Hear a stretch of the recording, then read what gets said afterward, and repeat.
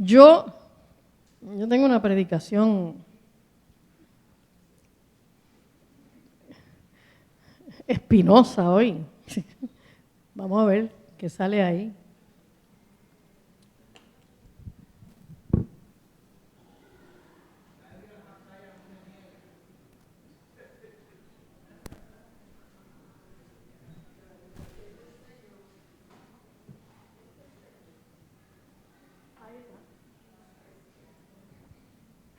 ¿Quién os enseñó?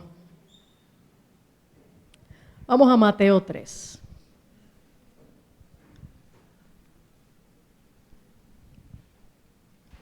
Del verso 1 al 12. Les adelanto que cuando yo empecé a preparar esta predicación, me salió tan larga. Y yo dije, bueno, es vigilia, así que podemos terminar a las 3 de la mañana.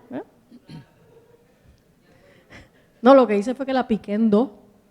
Así que la segunda parte es el domingo. ¿Ok? Vamos a ver lo que dice el pasaje.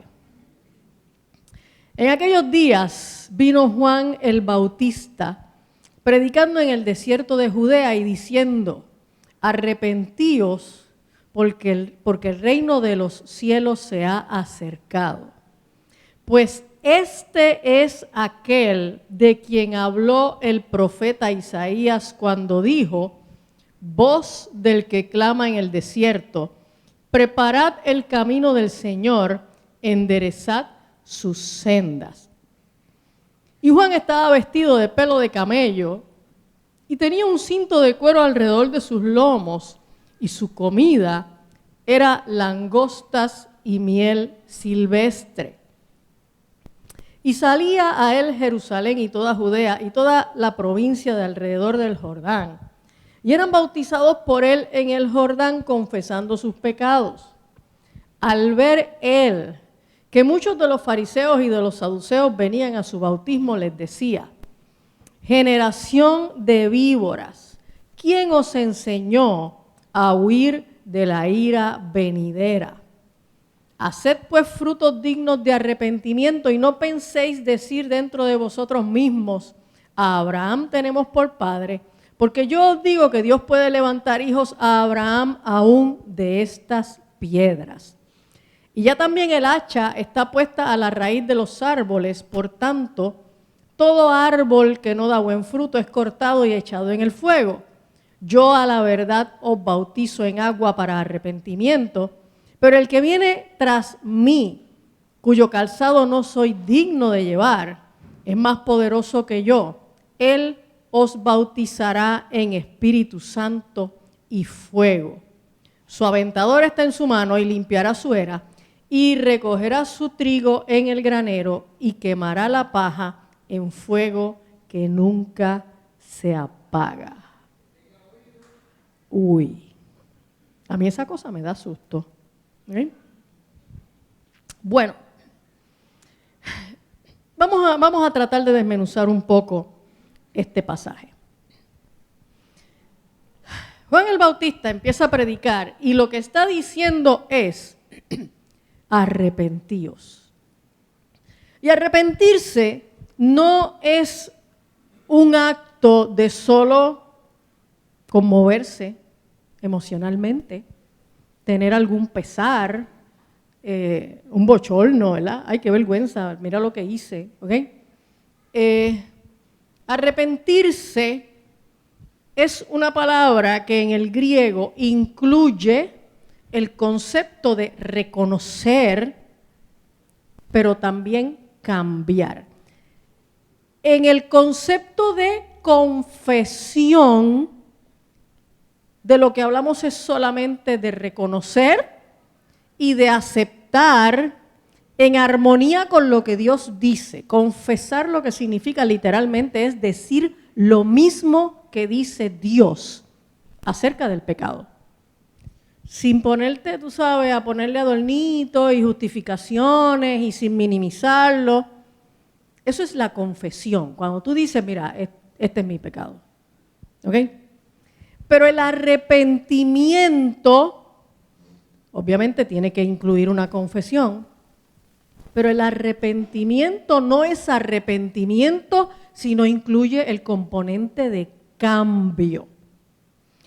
Porque la palabra arrepentimiento lo que significa es cambio de mente.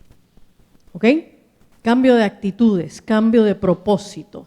Es cambio en la manera de pensar que transforma la vida. Porque nosotros vivimos conforme a lo que nosotros pensamos. ¿Ok?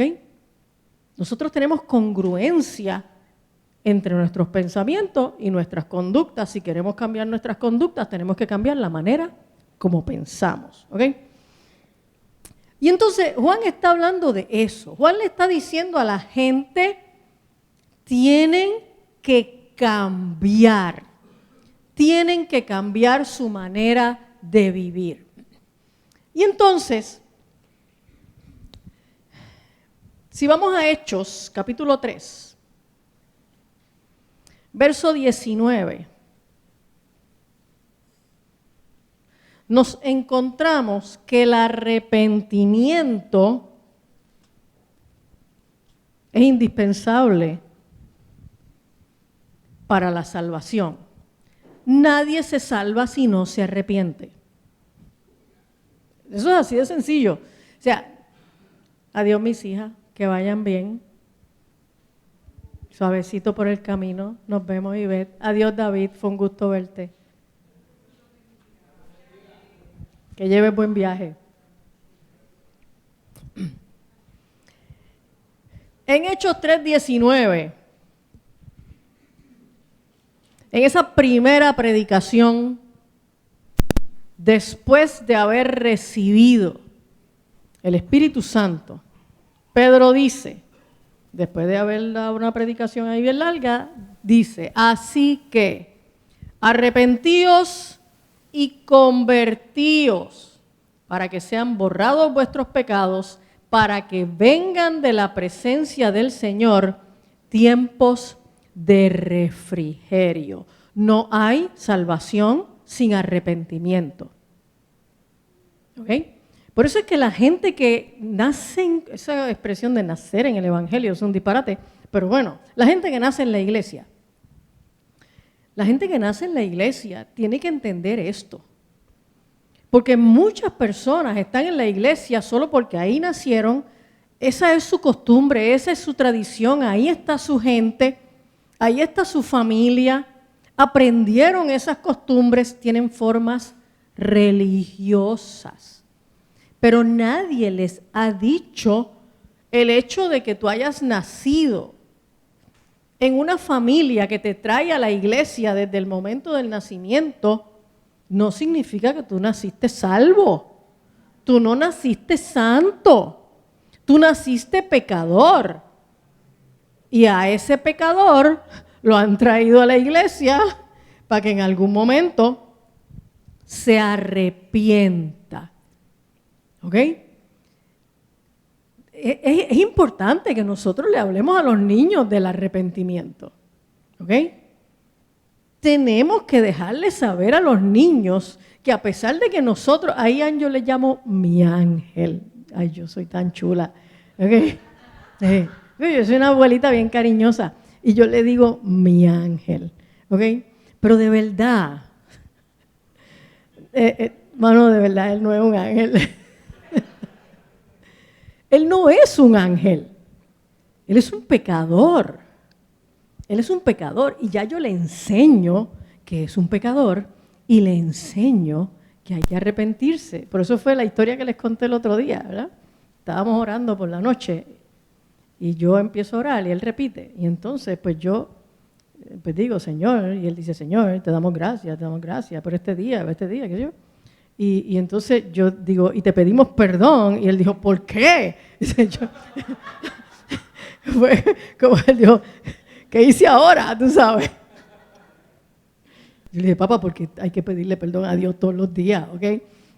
No, te portaste bastante bien hoy, pero entonces pues eso me dio la oportunidad, después que me reí, eso me dio la oportunidad de hablarle de nuevo del pecado y del arrepentimiento. O sea, nosotros tenemos que vivir en una actitud de arrepentimiento. No. No hay permiso.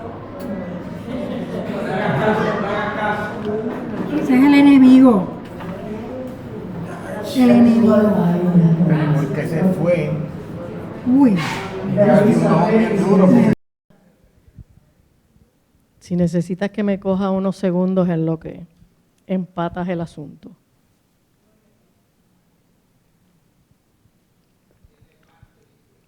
¿Ustedes ven que el diablo es malo? Gacho, sí. No me deja en paz.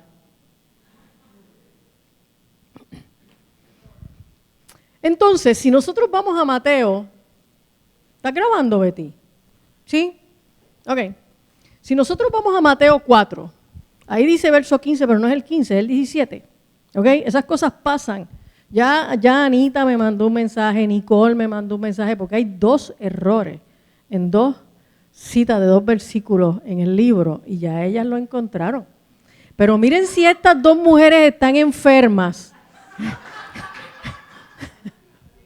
Que en el libro usted ve que yo escribo el versículo completo y pongo la cita, porque como cosa habitual, la gente no, si te le pones solo la cita, la gente no va a ir a la Biblia a buscarlo. Entonces, pues para que no tengan que ir a la Biblia, no, pues ellas van a la Biblia y ellas corroboran y entonces empiezan a textear.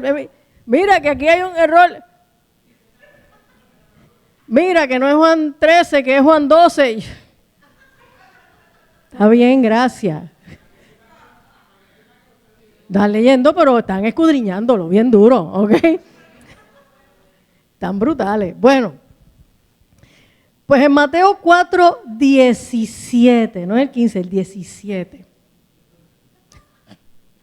Dice, desde entonces comenzó Jesús a predicar y a decir, arrepentíos porque el reino de los cielos se ha acercado. Mire qué interesante, Jesús hizo copy-paste de la predicación de Juan el Bautista. ¿Cuál fue la predicación de Juan el Bautista en el capítulo 3?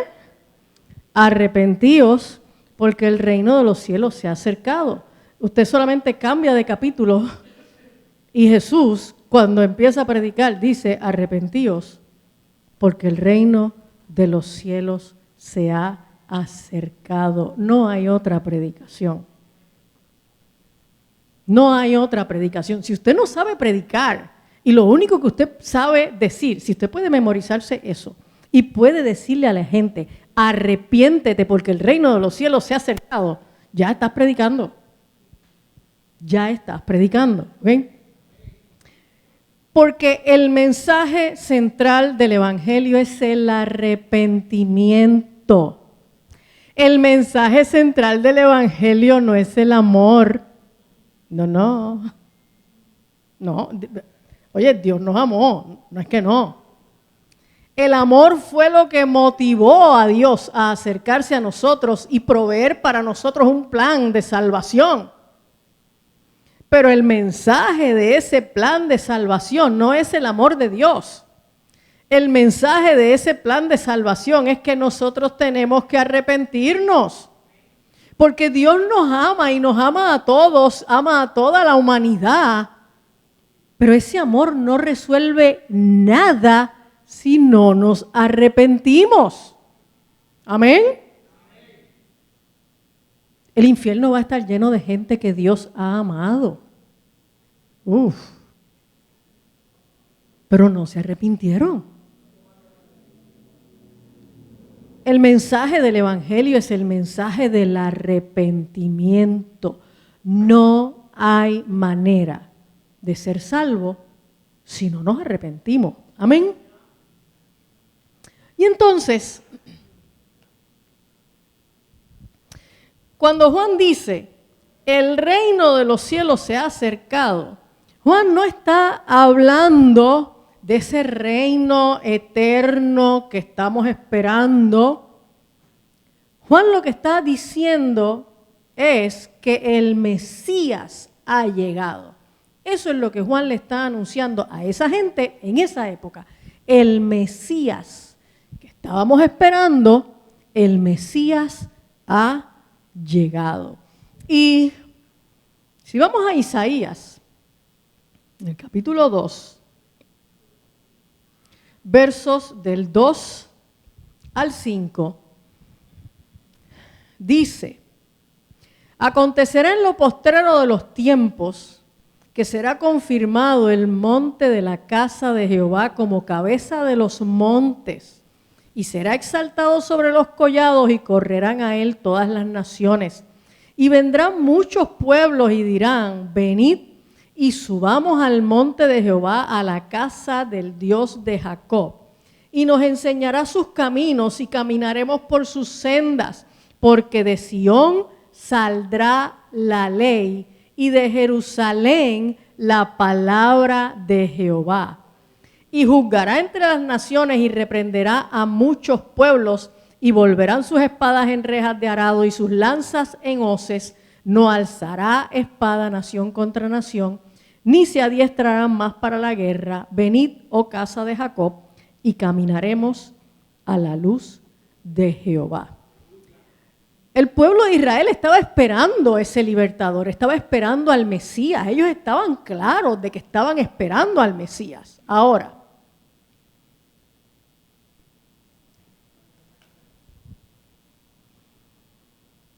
vuelvo a Mateo 3.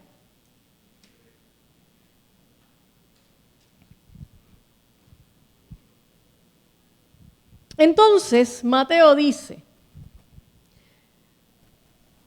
era Juan el que estaba hablando, pues este es aquel de quien habló el profeta Isaías. Y entonces Juan quiere afirmar que en efecto Jesús es ese Mesías de quien habló el profeta Isaías. Eso no nos podemos confundir. Esta persona es. Y en Isaías 40 aparece eso que él dice en este momento. Él cita Isaías 40, voz del que clama en el desierto, preparad el camino del Señor, enderezad sus sendas. Yo quiero que lo veamos. Isaías 40, desde el verso 1 hasta el 5. Mire cómo dice ese pasaje. Consolaos, consolaos, pueblo mío, dice vuestro Dios. Hablad al corazón de Jerusalén. Decidle a voces que su tiempo es ya cumplido, que su pecado es perdonado, que doble ha recibido de la mano de Jehová por todos sus pecados. Voz del que clama en el desierto. Preparad camino a Jehová, enderezad calzada en la soledad a nuestro Dios. Todo valle será alzado, y bájese todo monte y collado, y lo torcido se enderece, y lo áspero se allane, y se manifestará la gloria de Jehová, y toda carne juntamente la verá, porque la boca de Jehová ha hablado. Este es el que había sido anunciado. Y Juan está afirmando que Jesús, su primo, es el Mesías. Ahora, quiero mencionar quién era Juan.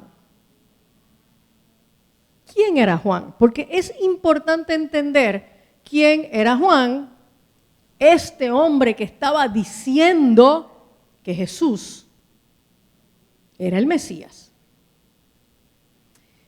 En el contexto, Israel llevaba 400 años de silencio profético y el último profeta que había profetizado antes de Juan fue Malaquías. Y entonces, este silencio profético es un paralelismo con los 400 años de esclavitud en el desierto cuando Israel era esclavo en Egipto.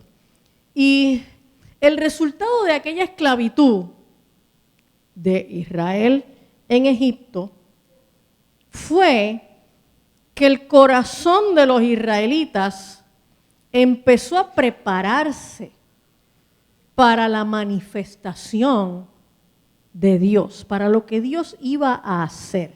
Si vamos a Éxodo 2, versos 23 al 25, dice: aconteció que después de muchos días murió el rey de Egipto, y los hijos de Israel gemían a causa de la servidumbre y clamaron, y subió a Dios el clamor de ellos con motivo de su servidumbre. Y oyó Dios el gemido de ellos, y se acordó de su pacto con Abraham, con Isaac y Jacob, y miró Dios a los hijos de Israel y los reconoció Dios. Porque esos 40 años de esclavitud en Egipto fueron preparando el corazón de los israelitas para que ellos pudieran recibir la manifestación que se iba a presentar próximamente a través de lo que Dios hizo por mano de Moisés. Y las plagas y la cosa y la liberación. Y entonces, ese es el contexto. Ven acá, me perdí, espérate. Betty, ahora. Y entonces, después que Juan menciona la profecía de Isaías 40, mire lo que dice Mateo. Y Juan estaba vestido de pelo de camello y tenía un cinto de cuero alrededor de sus lomos, y su comida era langostas y miel silvestre. Entonces la pregunta es, ¿por qué me interesa a mí cuál era la moda que usaba Juan?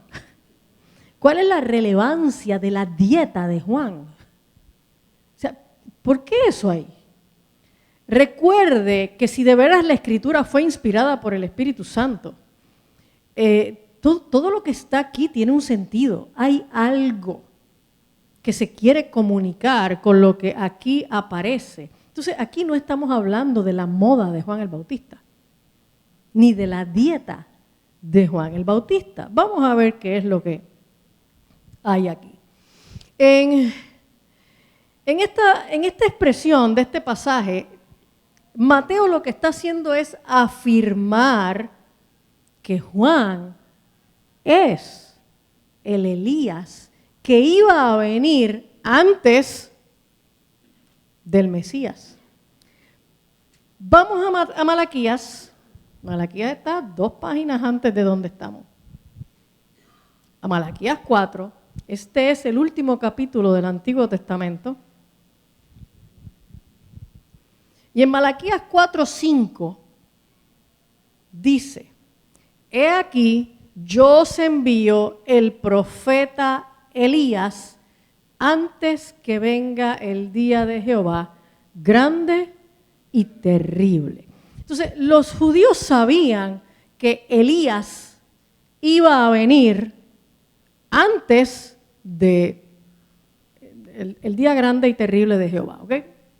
En ese momento, whatever it means, ¿ok? Pero ellos sabían que estaban esperando el regreso de Elías, ¿ok? Si vamos a Segunda de Reyes, en el capítulo 1, del 1 al 18,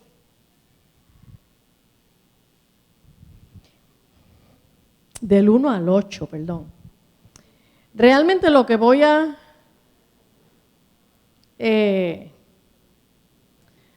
destacar es el verso 8, pero para beneficio de los que no conocen esta historia, pues quiero leer el contexto desde el verso 1.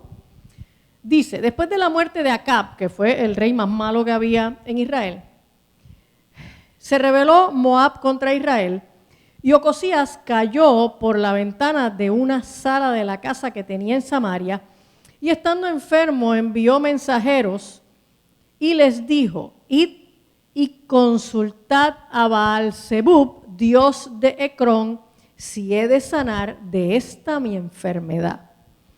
Entonces el ángel de Jehová habló a Elías Tisbita diciendo: levántate y sube a encontrarte con los mensajeros del rey de Samaria y diles: ¿no hay Dios en Israel que vais a consultar a Baal-Zebub, dios de Ecrón? Por tanto, así ha dicho Jehová: del lecho en que estás no te levantarás, sino que ciertamente morirás. Y Elías se fue. De hecho, ver llegar a Elías era como que, ¿a qué tú vienes? Bueno, a Samuel le tenían miedo. Y cuando Samuel llegaba, le preguntaban, ¿tu venida es en paz? Tú sabes, ¿a qué tú vienes? Entonces, cuando los mensajeros se volvieron al rey, él les dijo, ¿por qué os habéis vuelto? Y ellos le dijeron, encontramos a un varón que nos dijo, id y volveos al rey que os envió y decidle, así ha dicho Jehová, no hay Dios en Israel que tú envías a consultar a Baal-Zebub, dios de Ecrón. Por tanto, del lecho en que estás no te levantarás, de cierto morirás.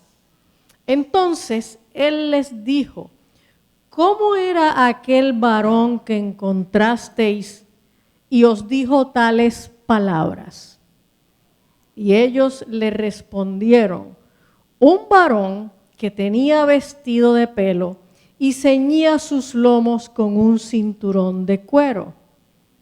Entonces él dijo, es Elías Tisbita. Juan el Bautista usaba la moda de Elías. Por eso es que es importante para Mateo mencionar cómo se vestía Juan, porque de esa manera estaba haciendo una conexión con Elías. Mateo lo que está tratando de decir es, Juan es el Elías que estábamos esperando. Si vamos a Mateo 11,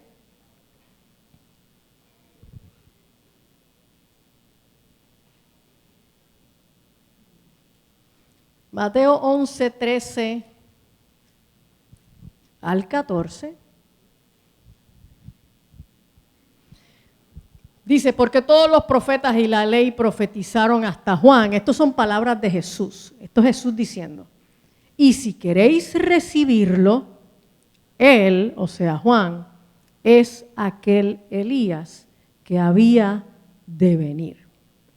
Entonces, Mateo se encarga de afirmar que Jesús es el Mesías y que Juan es Elías. Amén. Así que afirma no solamente la autoridad de Cristo, afirma también la autoridad de aquel que está anunciando a Cristo. Amén. Volvemos al capítulo 3.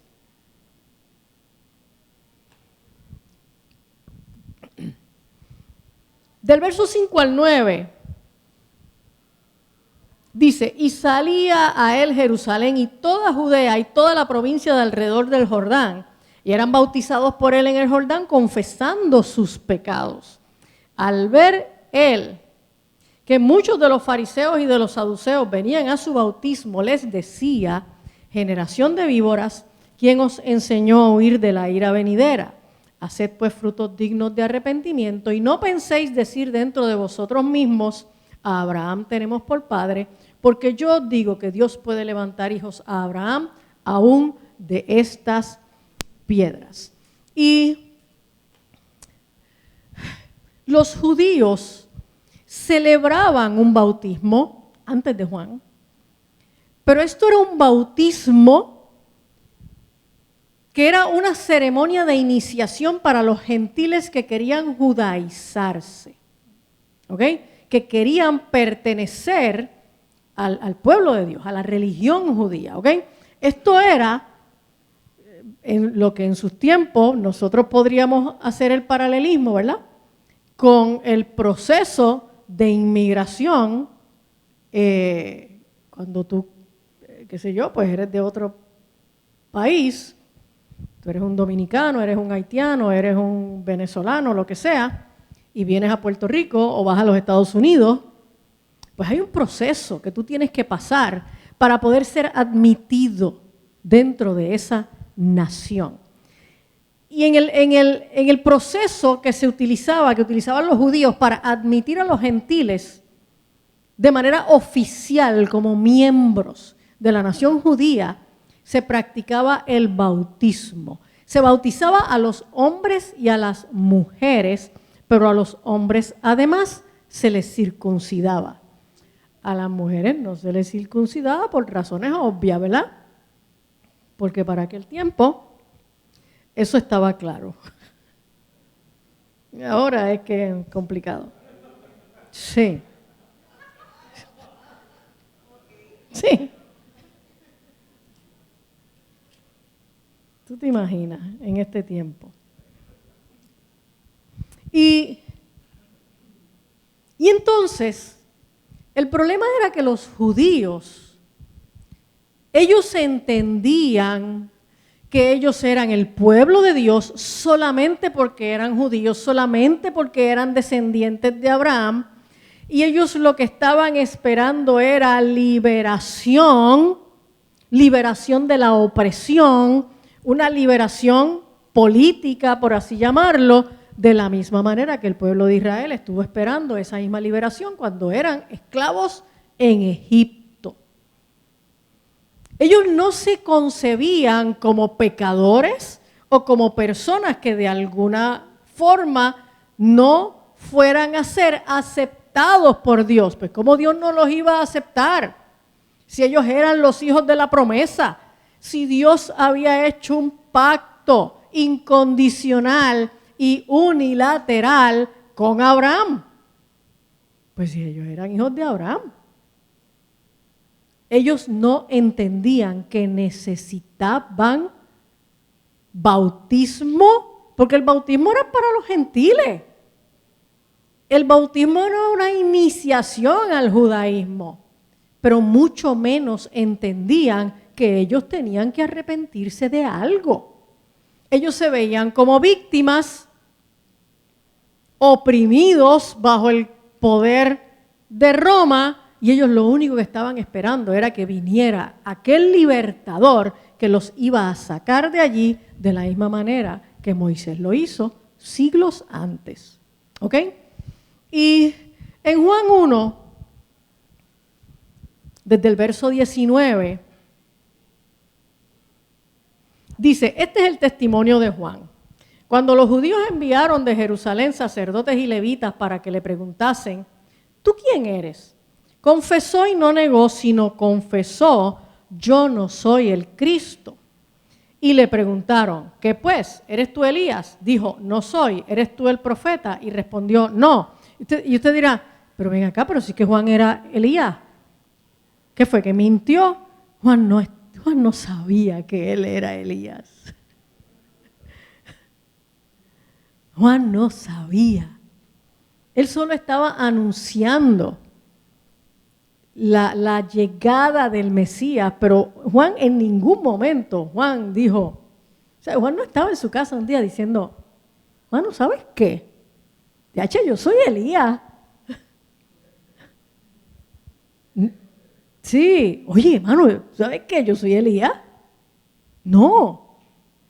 Juan solamente estaba haciendo lo que él estaba recibiendo por revelación de Dios y siguiendo la dirección de Dios. Él está anunciando la llegada del Mesías, que él exactamente tampoco sabía quién era. Y es entonces en ese momento del bautismo cuando él recibe la señal con la paloma y qué sé yo, este es mi hijo amado en el cual tengo complacencia. Ahí es que Juan dice, este es. ¿Ok? Juan no sabía que él era Elías. Él no mintió ahí. ¿Ok? Entonces le dijeron, pues, ¿quién eres? Para que demos respuesta a los que nos enviaron. ¿Qué dices de ti mismo? Y dijo, yo soy la voz de uno que clama en el desierto, enderezad el camino del Señor, como dijo el profeta Isaías. Juan entendía que él lo que estaba haciendo era reafirmando o proclamando en sus tiempos la profecía de Isaías, porque él entendía que ese era el momento en que la profecía de Isaías se iba a cumplir. Pero él no estaba tan claro de que él era Elías. ¿Ok?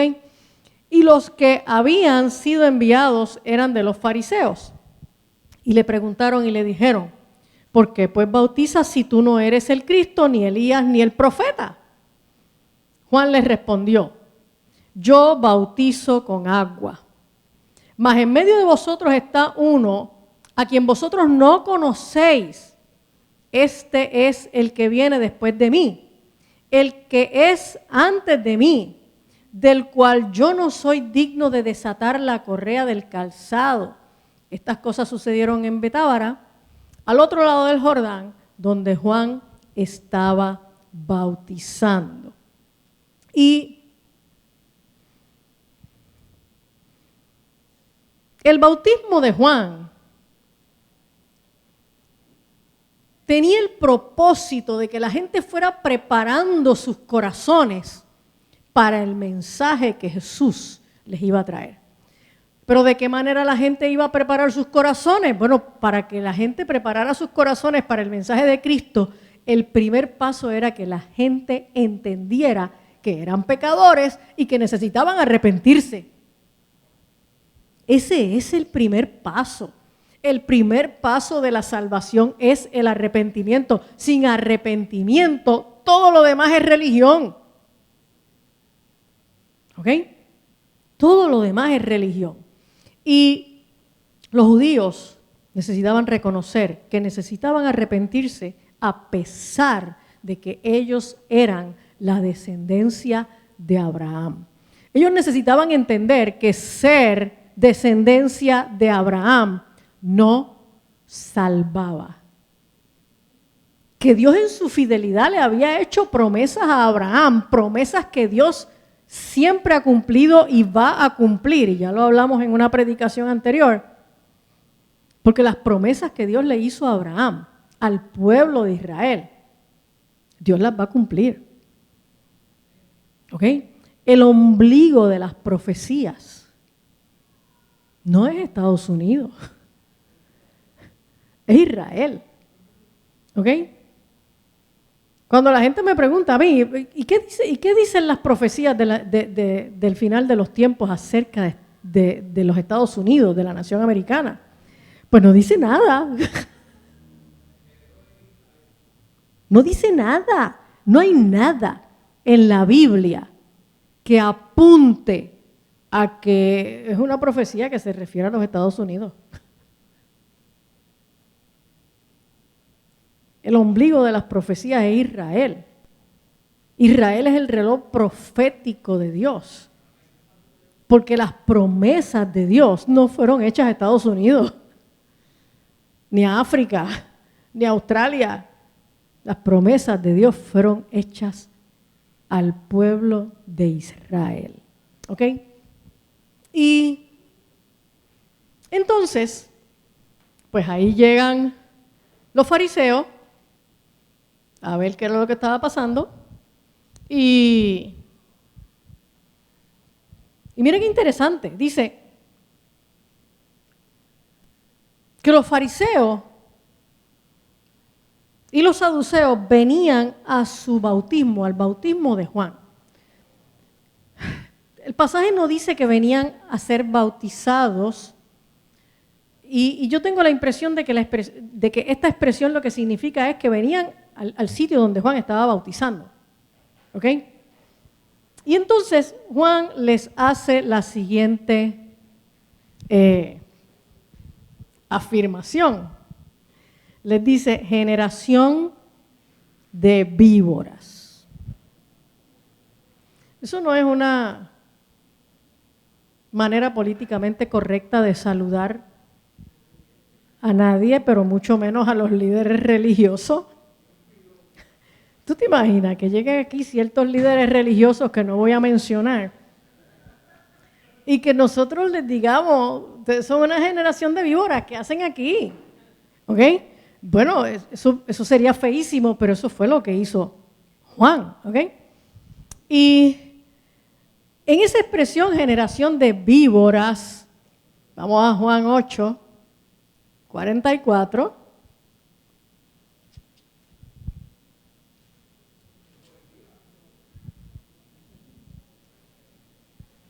donde Jesús dice, y está hablándole a los líderes religiosos y a los judíos en general, vosotros sois de vuestro padre el diablo y los deseos de vuestro padre queréis hacer. Él ha sido homicida desde el principio y no ha permanecido en la verdad porque no hay verdad en él. Cuando habla mentira, de suyo habla porque es mentiroso y padre de mentira. Y Juan lo que les está diciendo es, ustedes son hijos del diablo. Ustedes no son hijos de Abraham. Ustedes son hijos del diablo. ¿Ok? Entonces, viene la pregunta. ¿Quién os enseñó a huir de la ira venidera? Y esto es una pregunta retórica que lo que implica, la respuesta que implica es, ¿quién te enseñó? Porque no fui yo. Lo que tú estás haciendo no es lo que yo estoy enseñando, ¿ok? Eso es como cuando alguien se monta en un carro y da para atrás y choca y tú le dices, nene, pero ¿quién te enseñó a guiar? ¿Ok? Porque evidentemente no sabe guiar. Y tú dices, yo no fui que te guié, que te enseñé a guiar, ¿ok?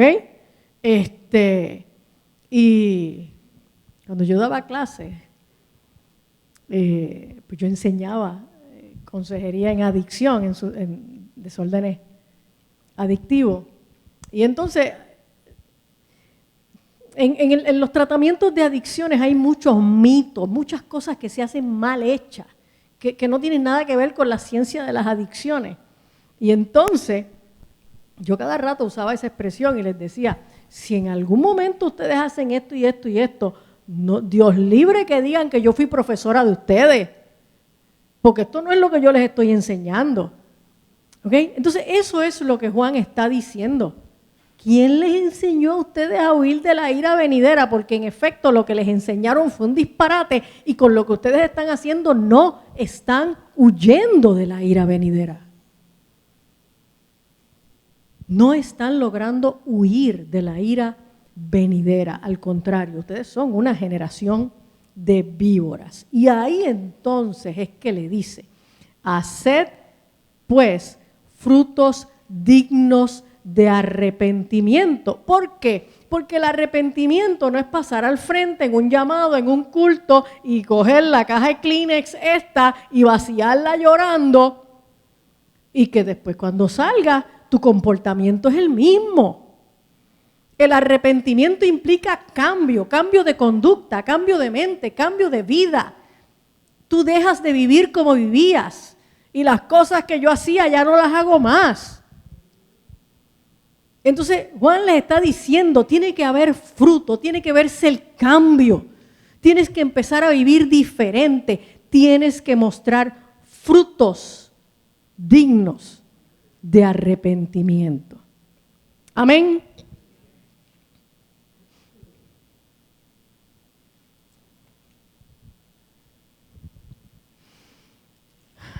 Vamos a Romanos 2. Los judíos, ¿verdad? Lo que estaban esperando de parte de Dios, porque como ellos eran los querendones de Dios, los hijos de Abraham, lo que ellos estaban esperando de Dios era liberación, era ser liberados de la opresión de Roma, de la misma manera que en Egipto fueron liberados. Pero mira lo que dice Romanos 2:5. Pero por tu dureza y por tu corazón no arrepentido, atesoras para ti mismo ira para el día de la ira y de la revelación del justo juicio de Dios. Lo que hace que tú amontones, acumules, colecciones ira para el día de la ira, para el día del gran juicio de Dios, es tener un corazón no arrepentido. Tú puedes tener ministerios, tú puedes tener títulos, puedes tener lideratos, puedes echar fuera demonios, puedes predicar bien duro, la gente se puede convertir. Cuando tú predicas y la gente se convierte, la gente no se convierte por tu poder. Los predicadores no tenemos poder. El poder lo tiene la palabra. El poder lo tiene el Espíritu. Amén. Y uno, pues por la gracia de Dios, pues puede ser un instrumento en las manos de Dios. Pero los predicadores no tenemos poder. Amén.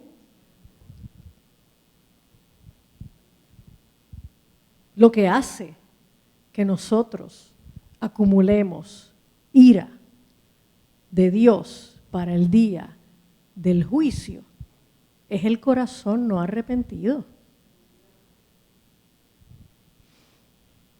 Y la única manera de librarse de la ira es Cristo. Primera de Tesalonicenses 1, verso 10. Lo voy a leer desde el verso 9 para entrar en contexto. Dice, porque ellos mismos cuentan de nosotros la manera en que nos recibisteis y cómo os convertisteis de los ídolos a Dios para servir al Dios vivo y verdadero y esperar de los cielos a su Hijo, al cual resucitó de los muertos, a Jesús, quien nos libra de la ira venidera. Lo único que nos libra de la ira venidera es Jesucristo. Y la única manera de apropiarse de esa libertad de la ira venidera es por medio de un corazón arrepentido.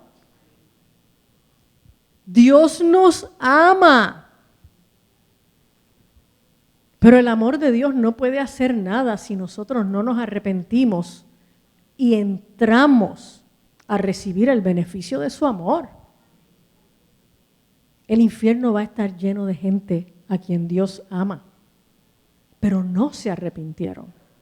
Y si nosotros no vivimos con la conciencia de que nos tenemos que arrepentir y nos tenemos que arrepentir todos los días, tenemos que vivir con un corazón arrepentido y tenemos que predicarle a la gente el arrepentimiento. Si usted no sabe predicarle a la gente otra cosa, con que usted le diga a la gente que son pecadores y que la única manera de recibir la salvación de Dios es por medio de un arrepentimiento real, que implica un cambio de comportamiento.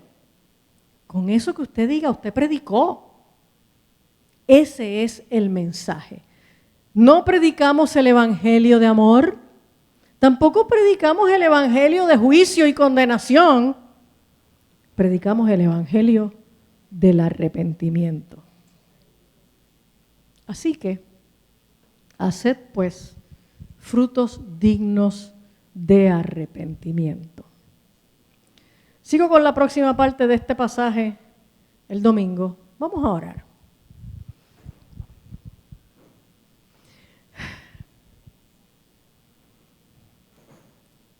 El otro día alguien en la oficina me preguntaba, ¿cómo yo sabía si alguien era salvo? Y yo le dije, no, yo no sé. Yo no sé. Yo sé si yo lo soy. Yo tengo la confianza de ser salva porque yo me conozco a mí y yo sé la vida que yo vivo, ¿ok? Pero yo le expliqué a esa persona, mira, ¿sabes qué? Todos los días cuando yo me encuentro con cristianos, cuando llego al culto, cuando estoy en mi iglesia, yo solamente estoy viendo una persona de frente que está presentando un comportamiento socialmente aceptable. ¿Ok? Porque la gente es quien verdaderamente es cuando están solos y nadie los ve. Entonces, si es en el momento en que están solos y nadie los ve, pues yo no los veo. Así que yo no sé. Yo no sé. Yo solo sé que yo me paro aquí y enseño la palabra de Dios. Y que yo no soy el Espíritu Santo es. el que hace la obra en los corazones de cada una de las personas que me escucha a mí y a los demás predicadores y maestros que pasan por aquí. Y que la palabra tiene poder, porque no es la palabra mía, es la palabra de Dios. ¿Ok? Por eso es que yo insisto tanto en que una predicación tiene que ser ir a la palabra de Dios. No como esos estilos de predicación en donde alguien se para al frente a decir opiniones y tal vez leen un versículo y después se despegan del versículo y no vuelven a mencionar más la Biblia y siguen haciendo anécdotas y opiniones y cosas. Y al final, ¿dónde estaba la palabra? ¿Dónde estaba la palabra? Lo único que nosotros podemos presentarle a la gente es la palabra de Dios que tiene poder en sí misma y orar para que el Espíritu Santo convenza de pecado, de justicia y de juicio. Yo sé la vida que yo tengo y yo sé si yo estoy arrepentida y he cambiado. Yo sé cuando peco. Yo sé cuando hago cosas que no debo. Pero yo no sé ustedes. Yo no le tengo cámaras a ustedes en el cuarto. ¿Ok? Yo no les hackeo el teléfono. Cada uno sabe delante de Dios si está viviendo con un corazón arrepentido y si está beneficiándose de la gracia y el perdón de Dios porque están humildemente arrepentidos. Porque si lo que hay es una dureza de un corazón que no se arrepiente, usted puede venir aquí, puede cantar corito, nosotros lo vamos a querer un montón, pero usted amontona ira para el día de la ira. Señor, te pedimos perdón. Te pedimos perdón por cuantas veces nosotros nos creemos que solo porque tenemos amigos cristianos, hábitos cristianos, una iglesia donde nos congregamos, pues entonces ya somos salvos. Y a veces solo descuidamos el escudriñarnos a nosotros mismos, el evaluarnos, el enfrentarnos con tu palabra y venir a ti, Señor, con arrepentimiento cuantas veces reconocemos que estamos obrando mal, que nuestros pensamientos no te agradan, que nuestras emociones, que nuestros deseos no te agradan, que nuestras conductas no te agradan y solo miramos hacia el lado y seguimos escuchando emisoras de radio cristianas y congregándonos y creemos que ya eso es suficiente para ser salvos porque tú eres un Dios de amor. Sí, tú eres un Dios de amor, pero nadie se va a beneficiar de ese amor a menos que se arrepienta. Señor, nosotros queremos aprender a vivir vidas de arrepentimiento constante, con corazones humildes, que sepamos reconocer nuestros errores, nuestros pecados, nuestras faltas delante de ti con mucha rapidez. Que no seamos altivos, que no seamos arrogantes, Señor, que nos humillemos delante de ti. Para que entonces vengan a nosotros tiempos de refrigerio, para que podamos, Señor, un día huir de la ira que vendrá. Perdónanos, Dios. Lávanos, Señor. Cámbianos, Padre. En el nombre de Jesús, Señor. Amén. ¿Quién vive?